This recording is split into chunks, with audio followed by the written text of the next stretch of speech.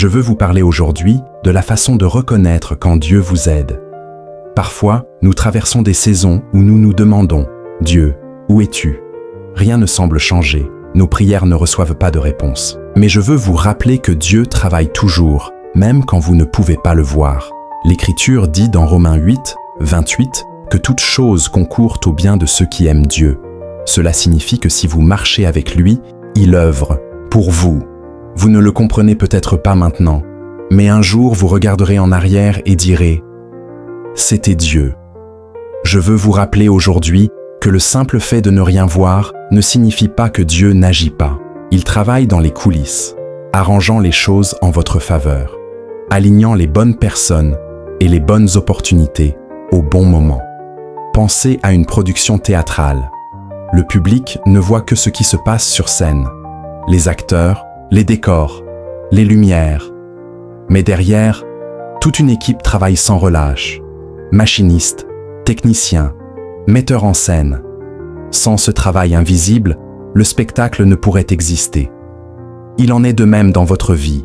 Dieu œuvre derrière le rideau. Même si vous ne voyez aucun mouvement, même si vos prières semblent sans réponse, cela ne signifie pas que rien ne se passe. Dieu prépare les choses pour le moment opportun. Dans la Bible, Joseph eut un rêve où il deviendrait un dirigeant. Mais au lieu de s'élever immédiatement, il fut trahi par ses frères, vendu comme esclave, accusé à tort et jeté en prison. Si vous aviez observé sa vie à ce moment-là, vous auriez pensé « Dieu, où es-tu » Joseph semblait oublié. Mais dans les coulisses, Dieu préparait tout. Un jour, Pharaon fit un rêve que personne ne pouvait interpréter. Parce que Joseph était en prison, il se trouva précisément à la place pour l'interpréter. En un instant, la faveur divine le fit passer de la prison au palais. Ce qui semblait être une série d'échecs était en réalité Dieu qui orchestrait le chemin vers son destin. Peut-être traversez-vous une saison où vous vous sentez coincé, attendant une percée, une promotion, une relation restaurée ou une prière exaucée. Rien ne semble bouger, mais comme pour Joseph, Dieu agit derrière la scène. Parfois, Dieu retarde les choses parce qu'il sait que nous ne sommes pas prêts. Il a un plan, et si il nous donnait tout trop tôt, nous ne pourrions pas le gérer. Ce délai n'est pas un refus, mais une préparation.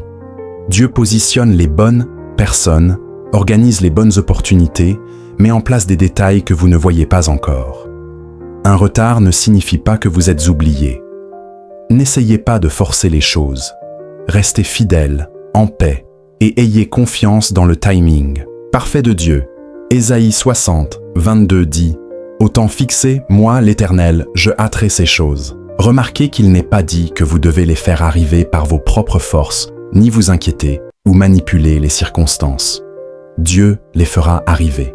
Au lieu de vous frustrer quand rien ne semble se passer, choisissez de croire que Dieu agit dans l'ombre. Il prépare quelque chose de plus grand que vous ne l'imaginez. Quand le moment viendra, quand tout sera aligné, quand les bonnes portes s'ouvriront, vous entrerez dans ce qu'il a préparé. Restez dans la foi, car Dieu travaille toujours, même quand vous ne le voyez pas.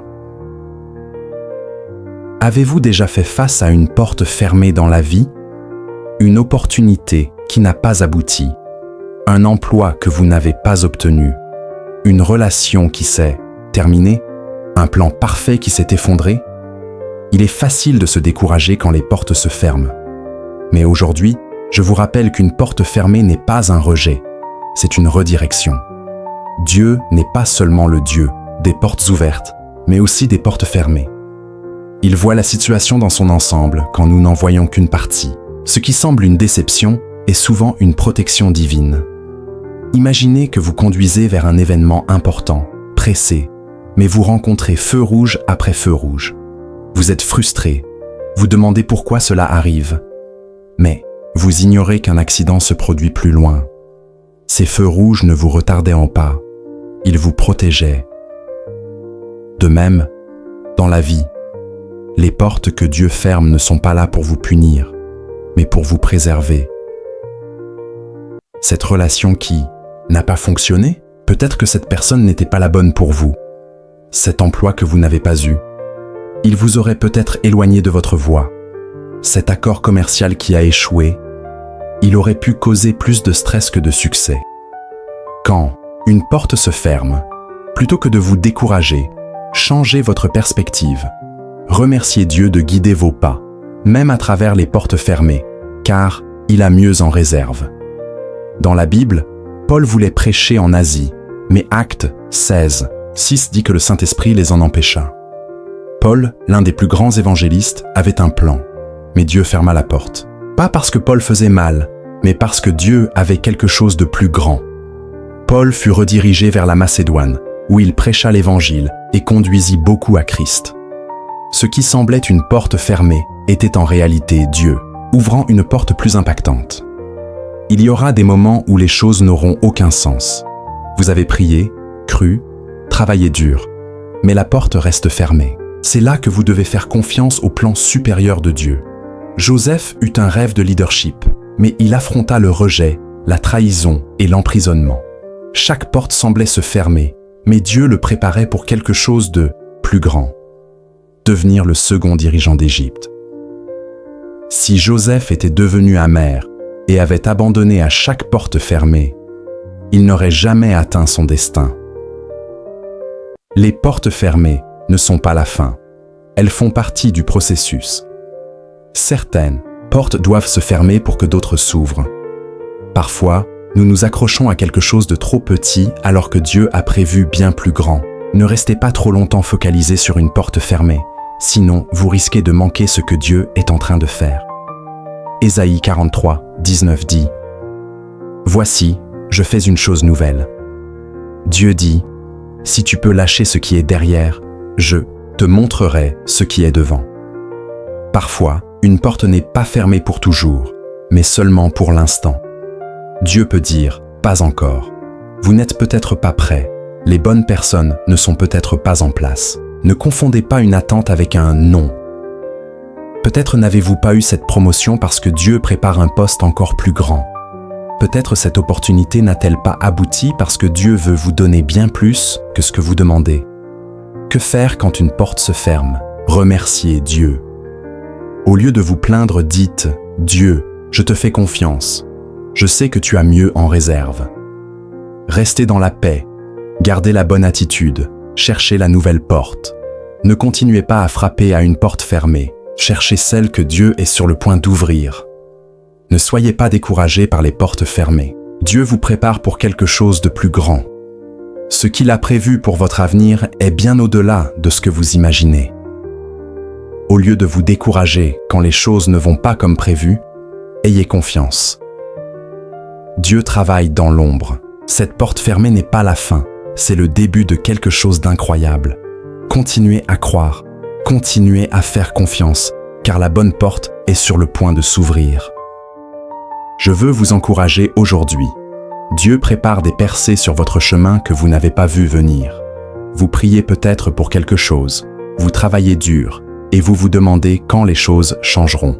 Mais votre percée est plus proche que vous ne le pensez. Dieu n'apporte pas seulement des percées de la manière dont nous l'attendons, mais de façon inattendue, à des moments inattendus, souvent par des personnes inattendues.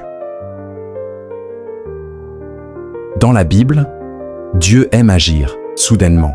Un instant, tout semble impossible, et le suivant, la percée arrive. Dans Actes 16, Paul et Silas furent arrêtés, battus et emprisonnés pour avoir prêché l'Évangile. Tout semblait perdu. Mais au lieu de se plaindre, ils se mirent à louer Dieu dans leurs cellules.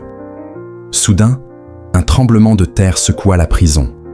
Les portes s'ouvrirent, leurs chaînes tombèrent et ils furent libres. Cela n'a pas pris des années, ni des mois, cela arriva soudainement. Je crois que certains d'entre vous sont sur le point de vivre un moment soudain. Une porte va s'ouvrir, un miracle va se produire, un problème va se résoudre. Nous prions, souvent Dieu d'agir d'une certaine manière, mais sa manière est meilleure. Peut-être priez-vous pour une augmentation, mais Dieu veut vous promouvoir bien au-delà. Peut-être croyez-vous pour votre entreprise, mais Dieu veut vous connecter avec les bonnes personnes pour élargir votre influence. Éphésiens 3:20 dit que Dieu peut faire infiniment au-delà de ce que nous demandons ou pensons. Ce que vous attendez, Dieu veut faire bien plus. Avez-vous remarqué que Dieu agit souvent quand on s'y attend le moins? Dans Acte 12, Pierre était en prison, condamné à mort. L'Église priait pour lui, et soudain, un ange apparut, ses chaînes tombèrent, et les portes s'ouvrirent. Pierre n'eut pas à lutter. Dieu fit un chemin surnaturel. Certains d'entre vous attendent depuis longtemps une percée, pour votre santé, votre famille, vos rêves. Vous avez fait tout ce que vous pouviez, mais rien n'a changé. Préparez-vous. Dieu est sur le point de faire quelque chose de surnaturel. Quand Dieu dit « c'est l'heure », rien ne peut l'arrêter. David était oublié dans les champs quand Samuel vint l'oindre comme roi. Pendant ce temps, Dieu préparait le trône pour lui. Quand le moment vint, personne ne put l'arrêter. De même, votre nom est déjà dans la pièce où vous n'êtes pas encore entré. La percée est en route. Restez fidèles, en paix, dans l'attente. Au bon moment, Dieu changera les choses en votre faveur. Ce rapport médical va changer, cette situation financière va se transformer. Cet enfant pour lequel vous priez va revenir. Ne lâchez pas avant votre percée. Dieu vous prépare pour une percée inattendue. Vous ne la voyez peut-être pas encore, mais il travaille déjà. Alors, au lieu de douter, attendez-vous à ce qu'il agisse. Levez-vous chaque jour en disant « Dieu, je sais que ma percée arrive ». Un instant de grâce peut tout changer. La vie est pleine de tempêtes inattendues, de défis, de déceptions. Peut-être traversez-vous une tempête dans votre santé, vos finances, votre famille ou votre avenir. Les vents sont forts, les vagues hautes, et vous ne voyez pas d'issue. Mais aujourd'hui, je vous rappelle que Dieu a une paix pour vous, même au milieu de la tempête. Vous n'avez pas besoin d'attendre la fin de la tempête pour avoir la paix.